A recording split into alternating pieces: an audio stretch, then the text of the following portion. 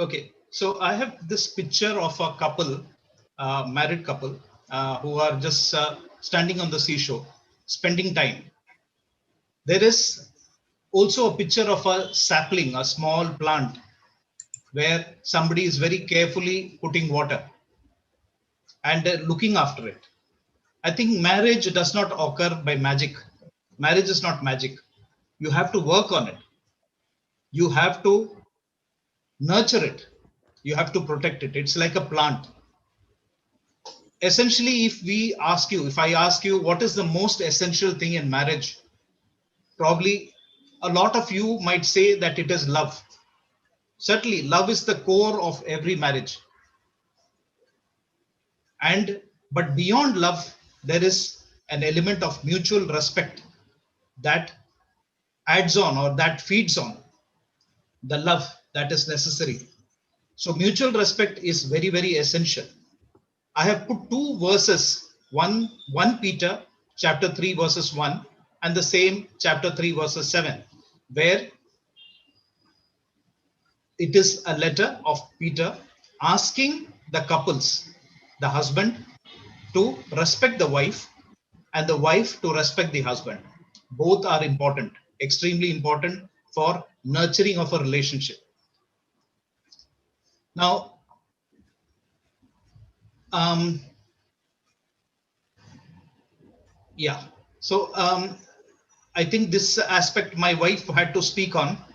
Um, this is the time when we were getting married, and that was a very turbulent period. So, what I wish to share with you is what happened about 29 years back. We celebrated our 29 years of marriage on the 29th of September this year. So, 29 years back, we had a difficult time during the marriage times. And this was during our engagement period that the problem started.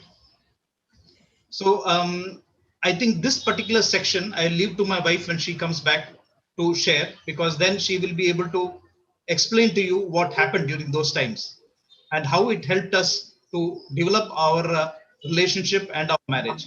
So we'll come back to this slide later.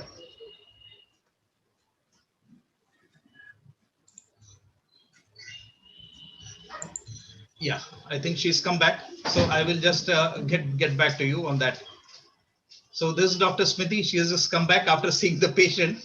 Sorry for the interruption. Okay. So I was just trying to share with them on our engagement period and the difficult times during the marriage turbulence. Okay. So the point is that what I wanted to bring to you was that respect comes or grows during crisis, difficult situations of our life. And the marriage time was a very difficult period. I think Dr. Smiti will just share what happened during the engagement time. Actually, we were engaged in '89, and both the families had agreed that the marriage would be conducted as soon as I got a MD seat. So Sanal was 2 years senior academically. So it was taken for granted that the boy will definitely get for a MD seat. So the condition agreed was, as soon as I get an MD seat, we will conduct the marriage. And so Sanal was doing village service after his MBBS. He is 2 years senior to me. So working in the village, he's totally out of touch with academics. So he's treating all sorts of cases there, and he didn't get much time to study. So as soon as I finished MBBS, I also had to do rural service, but I got a place where there were many senior doctors. So I didn't have much work. So I could prepare. And I immediately wrote the MD entrance and I got a rank. So my parents were very anxious to conduct the wedding, and they immediately went and booked the hall and made all the arrangements.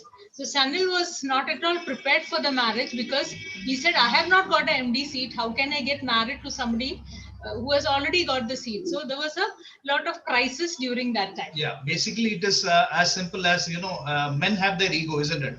So one MBBS doctor going to marry an MD doctor was something that a guy cannot take easily. So though we were engaged, I was very, very reluctant. And that was a time where was a very personally, emotional and spiritually, I was in a crisis. because never in my life had I missed what do you call exam like that, or missed getting a position. And I was a good student, but because of this village service, no, I was not prepared. But whatever the reason, I was very, very depressed. I was in a prayer group, but because of the self pity and depression, I started rebelling. I stopped going for prayer meetings. I had good friends, but I just left them and went on with some wayward life with some friends in Bangalore. I studied in St. John's Medical College, Bangalore. So you know how Bangalore is. You have enough and more opportunity to spoil yourself. You also got enough and more opportunity to get into the good company also. So I decided that I am not going to get married unless I get into a PG. This was an ego problem for me. And I had planned to postpone the marriage. Now, at the same time, I was so bad that, that I started drinking for the first time in my life. I never used to drink, but I started. Somebody said in Bangalore, beer is okay. It doesn't come under liquor class. So slowly I got into beer. And then this sort of bad company continued so much so that, I was getting more and more depressed. Still, one friend saw my miserable state and he said, today I'm going to take you to a special person. So in my mind, I knew it was must be some prayer group person or a preacher or someone who was going to put his hand on my head and pray. But I was surprised that it was no preacher by the no the, by the general meaning of it.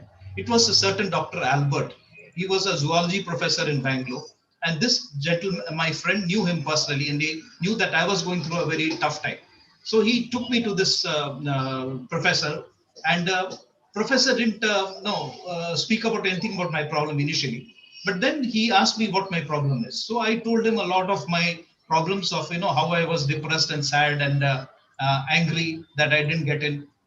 And then he looked at me and he said, "See, all these are facts, but that is not the truth."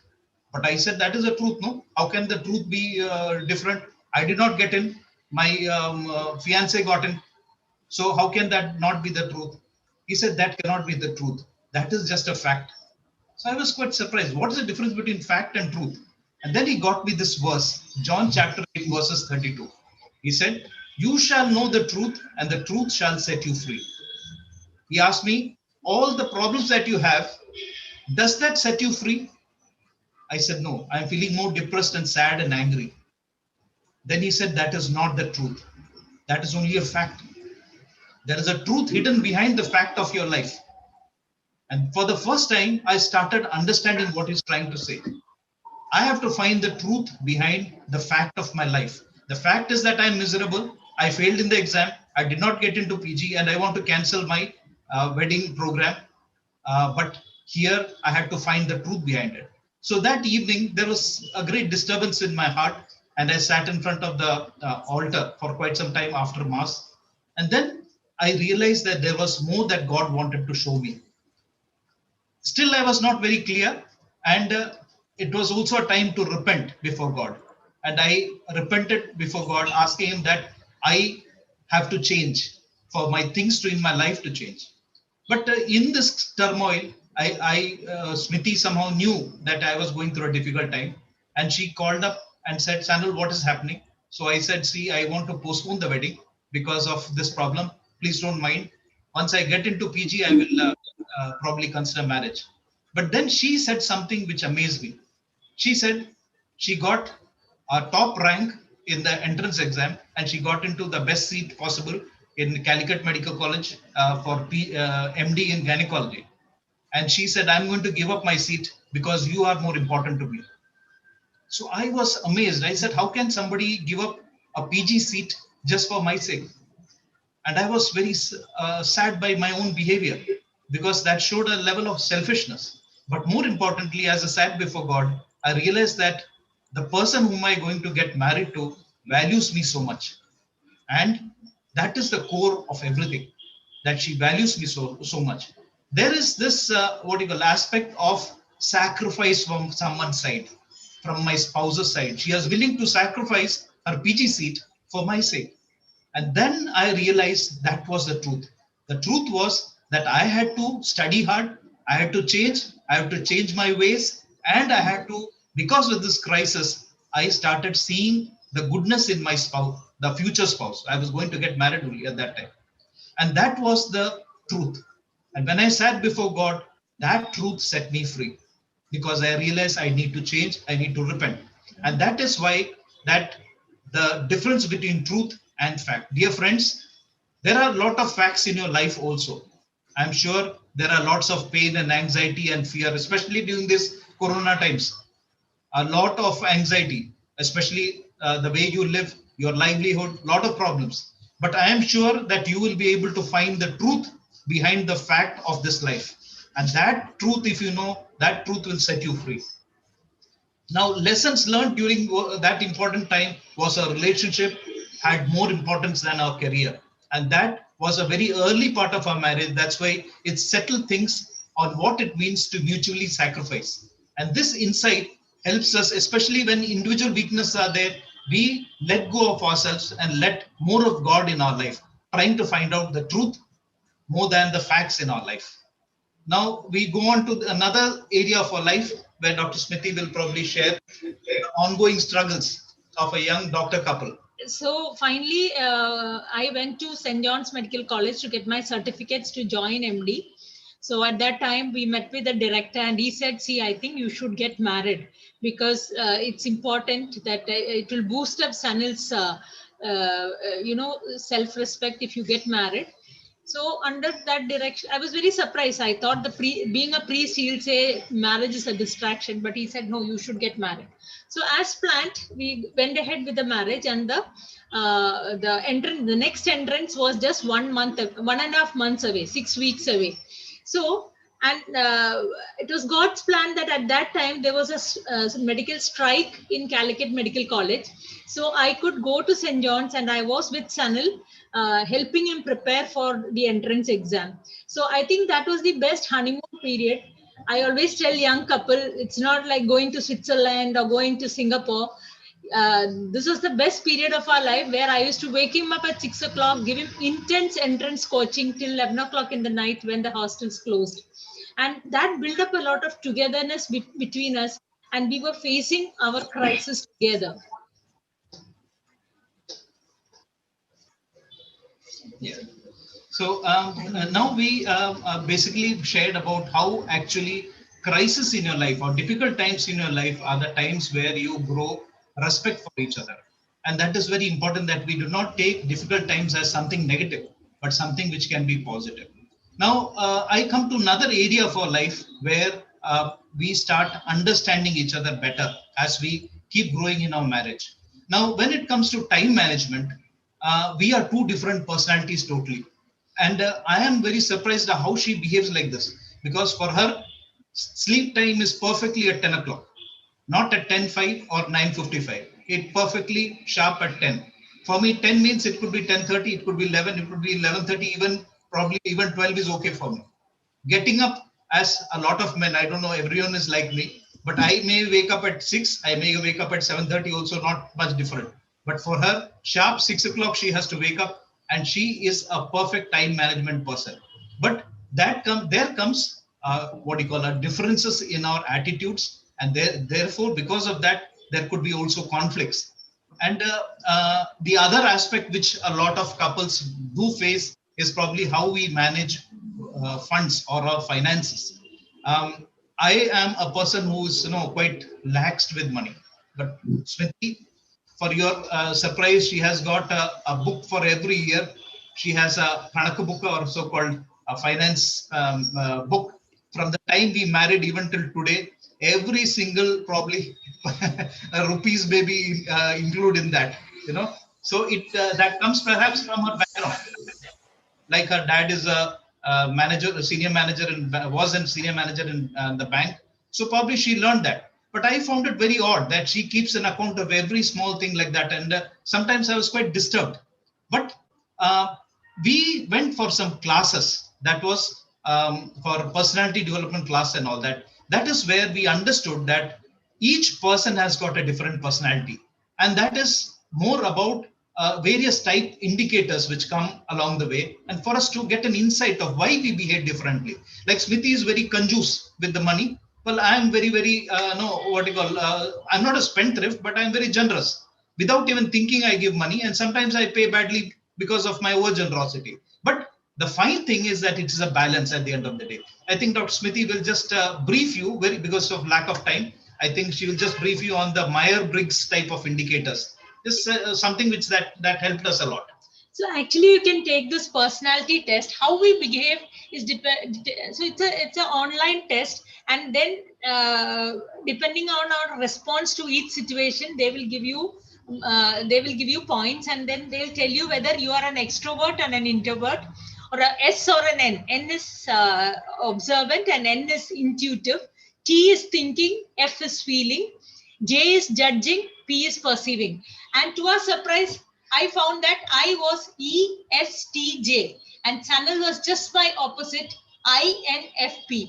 And in this, there are you have different permutation combinations of these, and you get around 16 personality types. Okay, and it's not that a person extrovert is good or introvert is bad, nothing like that. You have to understand your personality, and you have to understand your spouse's personality, and you have to balance each other. You have to complement each other. That is what marriage is all about. But till we understood this, we used to have so much of misunderstanding, like about getting up time and sleeping time, and because I couldn't understand how somebody could wake up at 6:30 and 7 and 7:30. It was just beyond me. For me, everything was like on the dot. On this, so I was very perfect with them, and I couldn't understand Sanal. But once I went for this class, I understood that we were totally different personalities, and God had put us into each other so that we could balance each other well. Yeah, essentially it's about that. No, essentially it's about you realizing that you can respect your spouse because of a different personality.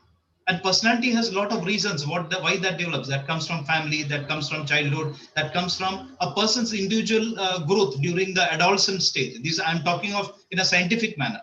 But what we need to understand is that, if we are able to understand the personality of our spouse, then we can even anticipate something that is going to come, more or less, that your spouse will probably behave in this way. And that gives a lot of space for you to be more than understanding, to be forgiving also, because forgiveness is a very important aspect of any spousal relationship. That is the core probably to our understanding, because we are different individuals. We are not to be competing each other, but we are supposed to be complementary or supporting each other. It is like a key and lock system. We automatically help each other even if we have opposite personalities. Now, this is our family through the years, son and daughter. We just put up the thing. Now, another important part that we learned about, growing up, growing in our relationship, is the time that we spend with each other. So over the last so many years, we have actually kept aside time. We call it the couples time. We keep at least 40 minutes to 1 hour aside. Most of the days, sometimes it doesn't happen, but often we just spend listening to each other. And that is where you grow in respect for each other. Unfortunately, a lot of us are so stressed in our work that we keep working, that we hardly have time for anything else. Especially during these corona times, because there is a lot of time, we think we are actually spending quality time. No, we are spending time, but perhaps not the quality time. Now, what is quality time all about? It is actually about listening to the other person's emotions, not about no necessarily speaking about some needs of the family, or about some problems, or about no some X and Y person in the family. It may be a little bit of gossip, that's okay with the couples, but the more important part is, how do I feel? I feel angry, I feel frustrated, I feel upset, I feel anxious, I feel fearful. Now, these sort of things that once you start sharing, a lot of the stress in our life comes down, and that is leads to something that we all know is called bonding. And it also heals our old relationship. There's a lot of words that happen. Actually, we were very lucky to go into something called a ME program, ME, marriage encounter program, which is part of the Catholic Church program. And there we were asked as a couple, there are a lot of exercises, of which one of the most important was to write down what we felt about our emotions towards the other person in the past 1 week. And we used to write pages and pages, and we were surprised at so many things that are bottled up in our hearts. so many things that are, we have not actually shared. And because of that, there is a lot of, that's a lot of negative things which are there against our spouse.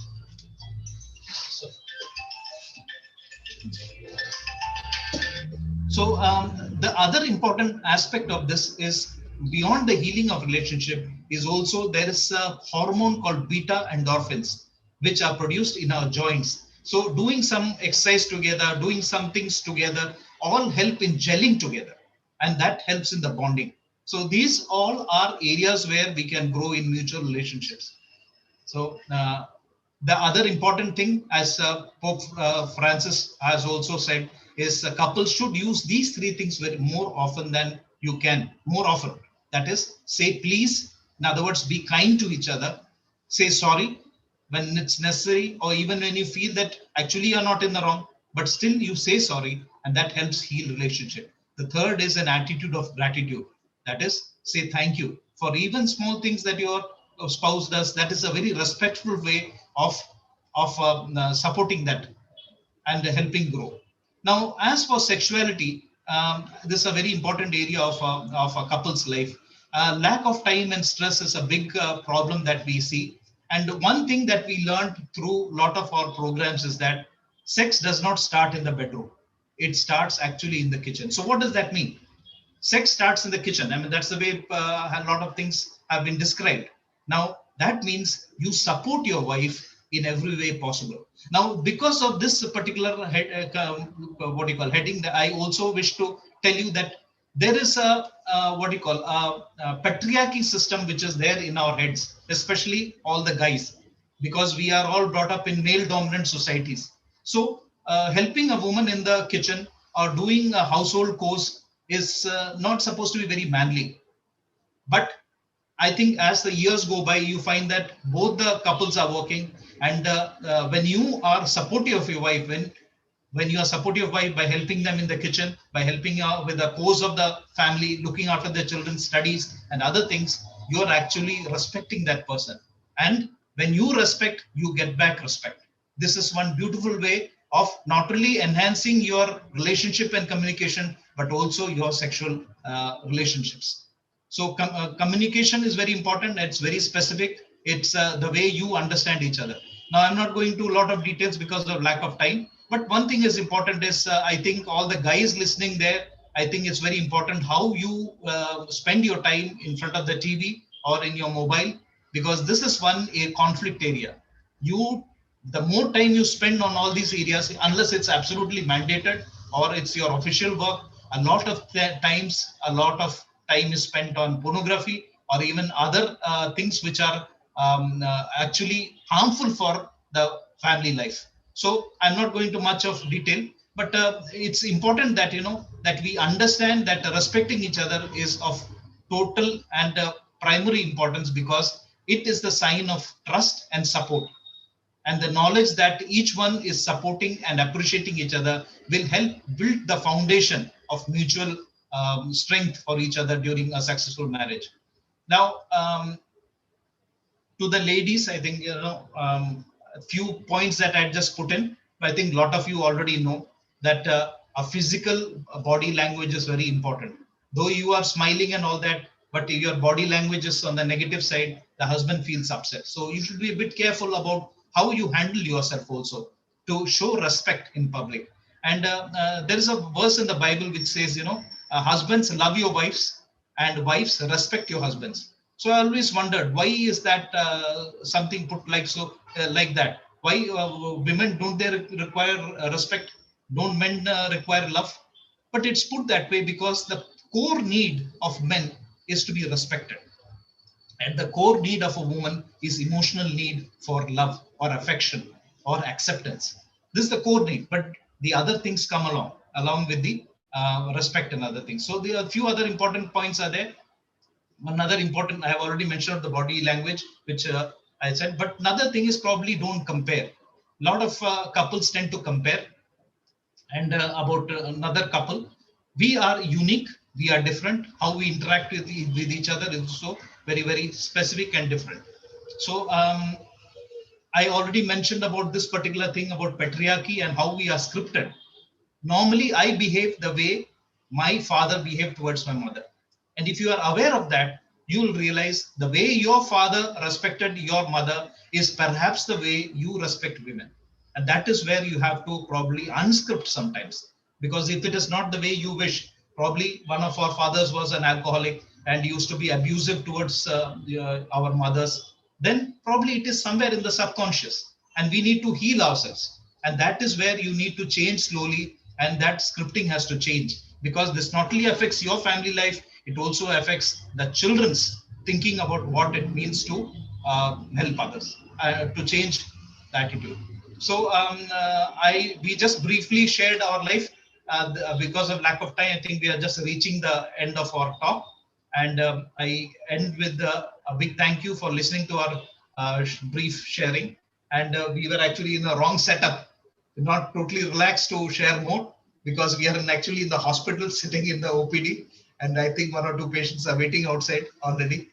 Doesn't matter. We are happy to take any questions if we can. Praise God for his opportunity to share with you. Uh, Thank you so much, Dr. Sanal and Dr. Smiti, for sharing in spite of such a busy schedule. If anyone has any questions, you can please go ahead and ask. I'm full day working. Or yeah. So, Doctor, I would like to ask one question. Like, you have been married for last 29 years. 29 years. In the 29 years, even though you know, like, were there still moments of failure for you? Like, you know, you have to respect my wife, but the our nature takes the best out of us, and sometimes we don't do that. So, have you encountered that type of situations? Can you come again? I didn't get the last part of it. I am saying, like, even though we know we have to respect our wives, sorry, we have to love our wives, or the wives have to respect their husbands. Yeah. After knowing all the theory, are you in the last 29 years of marriage, were you able to like, were there any failures, like where you felt like I could have been a bit more, even though I know this is the right thing? Because I think most Obviously. of the couples here are like 10 years marriage or okay. Yeah, obviously. I mean, So, like, when you are 29 years, you have lots of ups and downs. We are battle scarred warriors. Now, we just spoke about the respect because that was a topic given to us. I think next time, if you want, we will speak on how to fight properly, because there are rules of fight. Because 29 years we have fought with each other, our difference of opinion, because both of us are intellectual people, different backgrounds. But only thing is, we learned the rules of fighting.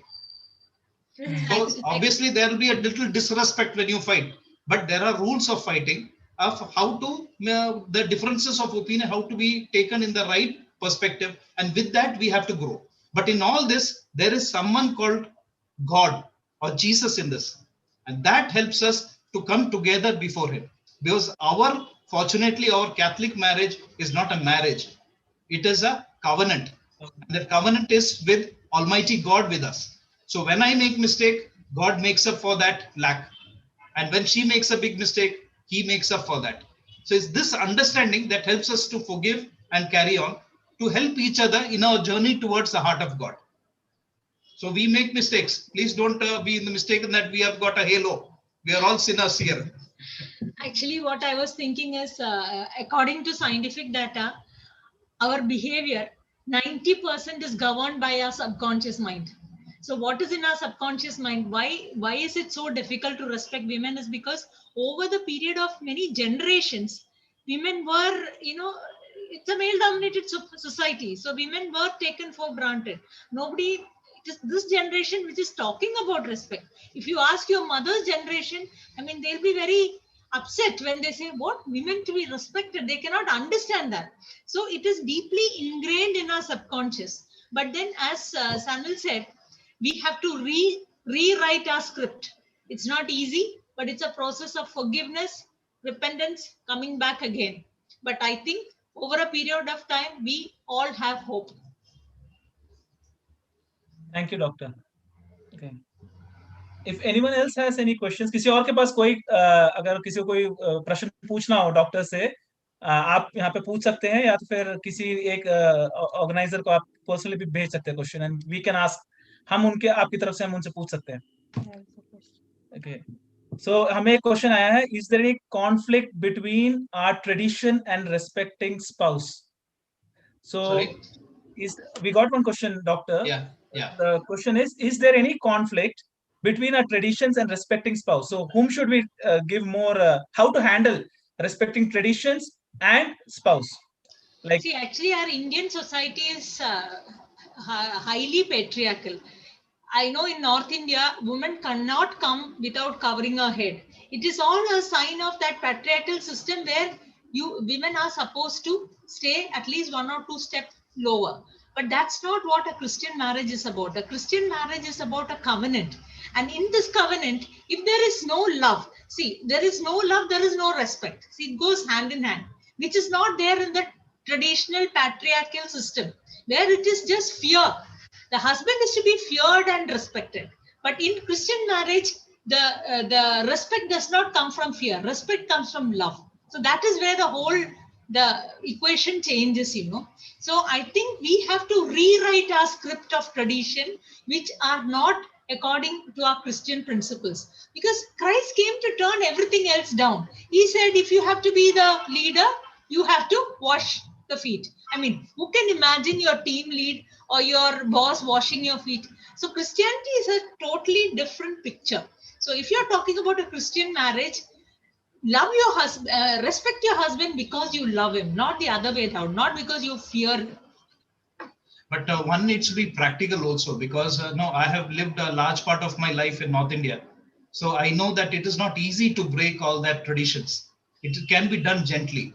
But the most important thing is to be aware. The husband has to be aware that this is a situation that in my community or in my society, but I will respect her the way I can. And when he shows that respect, the children understand that. Yeah. They can take it forward to a new generation. You are building up a new generation. So it's very important that not only do you respect her, but you show that respect in public. That's very important. And I think, as Sanal said, children makes a huge difference, because our son is on the verge of getting married, and when he's looking for a spouse, he is thinking about a relationship where his spouse also can take equal responsibility along with him, because that is not what the patriarchal society was promoting. That, it is like a carriage where the main carriage rider is the husband and the wife is sitting in the carriage. But that's not what a good marriage is about. A good marriage is where there are two horses, the husband and the wife are two horses pulling the carriage. Then it becomes much more easier. We complement and we grow.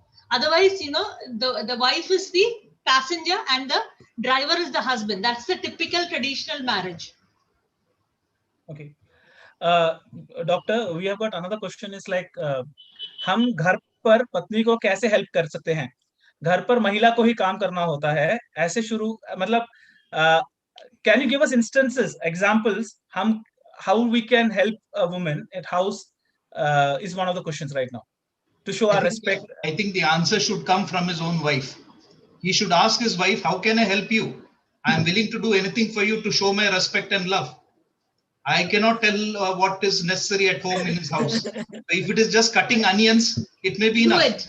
If it is, she may not expect him to wash the wash the plates. But if he can wipe the plates, good enough. Most important thing, as Pope Francis says, is to accompany, be with that person. Don't sit in front of the TV and watch TV and expect coffee to be given in your hand or chai to be given in hand.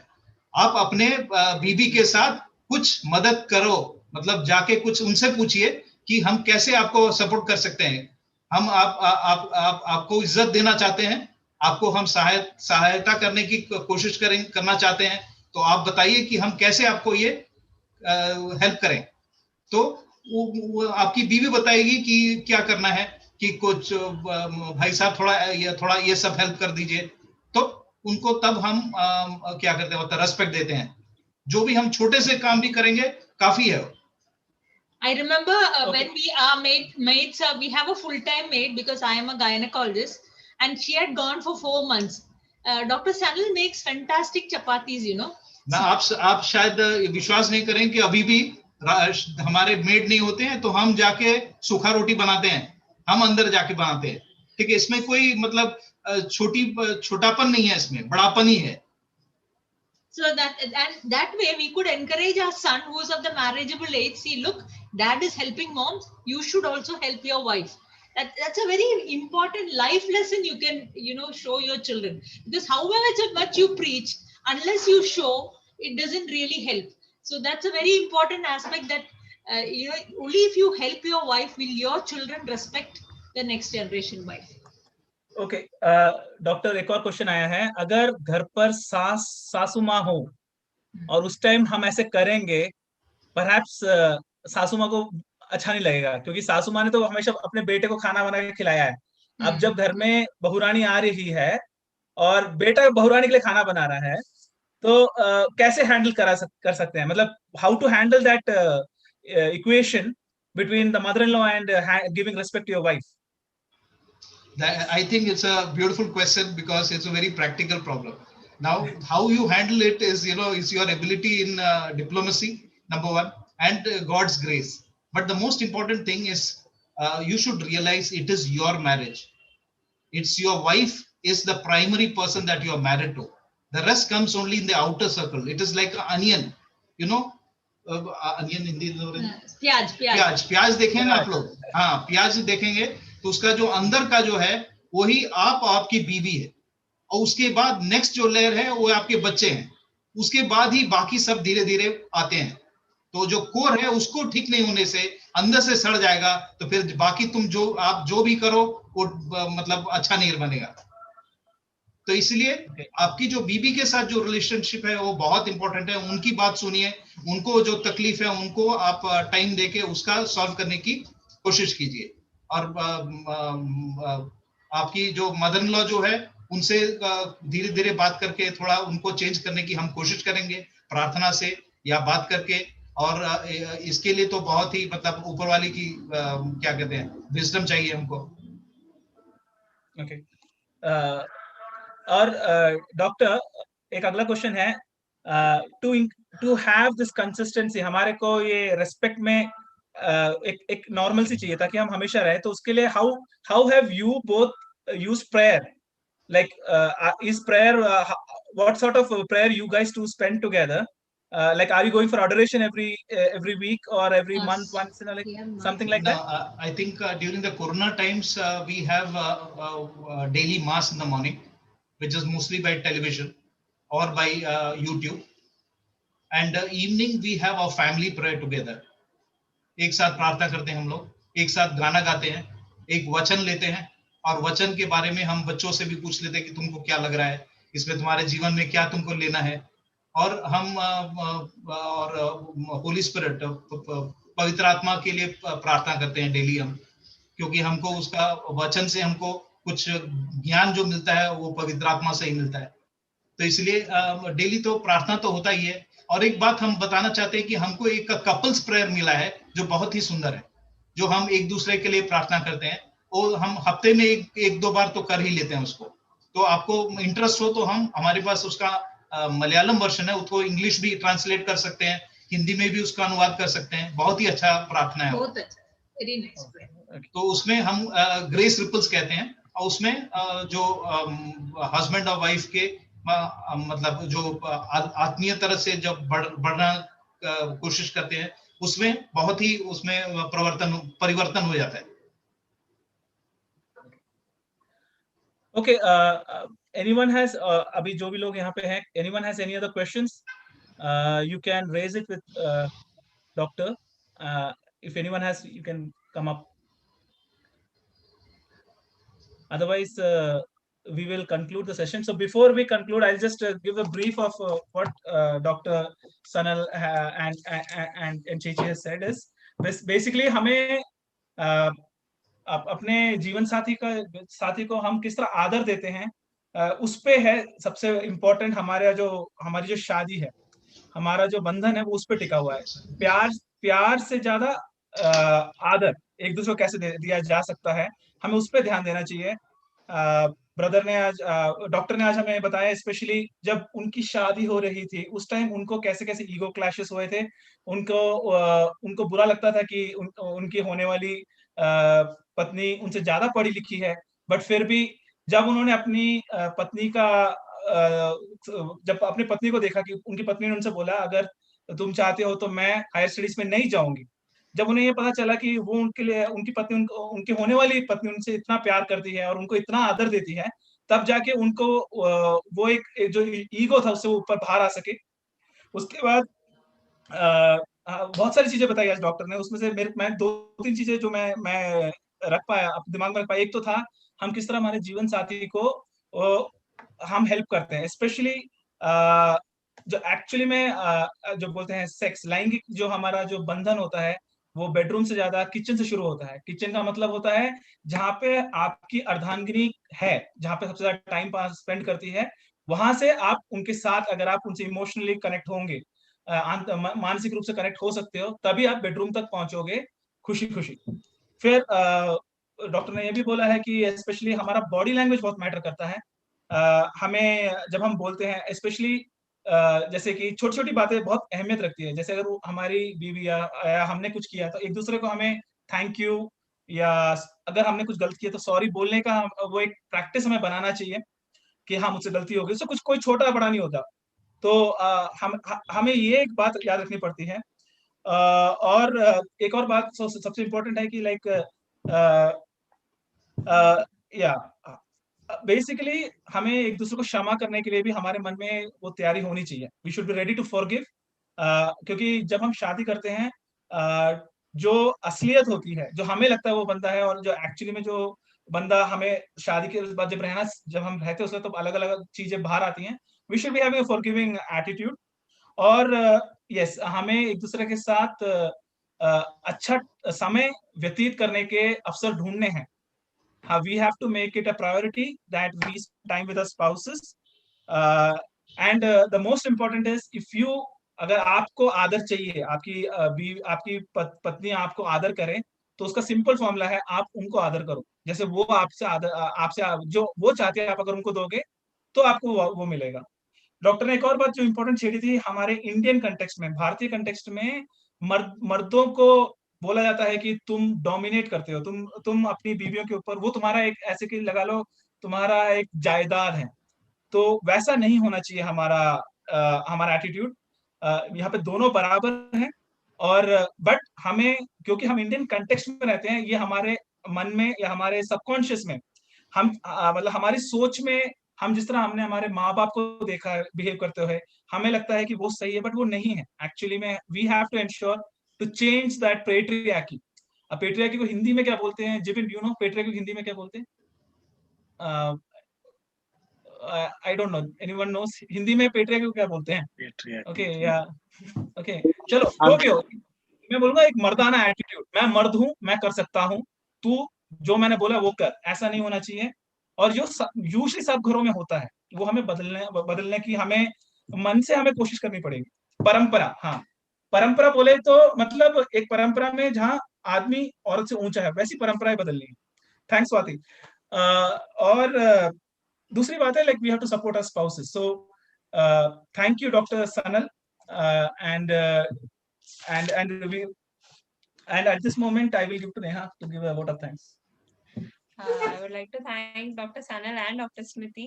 Thank you so much for taking us time and sharing really important points that we hear and a lot of noise, but we always ignore it. So that was wonderful. Also, we would like to thank the National Family Team for conducting this webinar. Another reminder for all the participants, if anyone has missed out to put their name and email ID and phone number, please do provide it in the chat box. And we would like to remind you that we are trying to conduct every month a webinar. So it will be nice if more people can join, pass on the word, because we'll have many more sessions like this. Hopefully, maybe we'll see Dr. Sanal for another session to teach us how to fight. Yeah. So thank you so much. Thank you, doctor. And I'll give it back to Jibin and Melina, if you can. Yeah, thank you once again. I thank everyone for being part here. मैं सभी को धन्यवाद देता हूँ कि सबने आके यहाँ पर जो आज के ये वेबिनार को और भी महत्वपूर्ण बनाया. Thank you, Father. Thank you, Dr. Sanal and Dr. Smiti. Thank you for accepting our invitation and being here, and so wonderfully sharing your life, and through that explaining us the importance of going together. Thank you, Thomas and Neha, uh, and being with us. So once again, thanks to all of you for being part of this. And every month, as Neha was mentioning, every month we will be coming up. The JY National Family Team is trying to cater the families of India, very especially during this time of lockdown. सो अगर आपके मन में कुछ भी खासतौर पे इन दौरान कोई भी ऐसे फैमिली रिलेटेड कुछ भी है जो आप सोच रहे हैं कि हम उसके बारे में डिस्कस करें, so do share with us and we are always available. The whole team is trying to cater the whole family things throughout India. So do contact us and we will be also in touch with you. So thanks a lot. Have a nice day. God bless. Thank you. Take care.